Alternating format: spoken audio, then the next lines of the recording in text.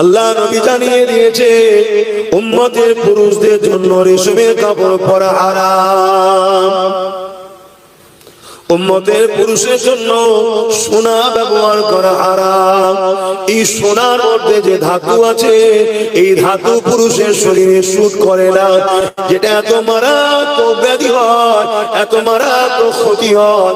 এই জন্য আল্লাহ রাসূল নিষেধ করেছে, নারী শরীরের জন্য এটা শুট হয়, এই জন্য নারীদের ব্যবহার করা যায়, কি পুরুষের এসব ব্যবহার করতে নাই, নারীদের জন্য চলে। কেন? পুরুষের এসে এমন একটা পোকা দিয়ে তৈরি, যেটা পুরুষের শরীরের জন্য সুটেবল নয়, এই জন্য রাসূলুল্লাহ নিষেধ করেছে। এই নবী পাকের সাহাবীকে নবীর কথাকে অমান্য করার জন্য খ্রিস্টান বা রাস্তাতে রেশমের কাপড় বিছিয়ে দিয়েছে। এরা শুধু চায় আমরা যেন নবীর কথা অমান্য করি।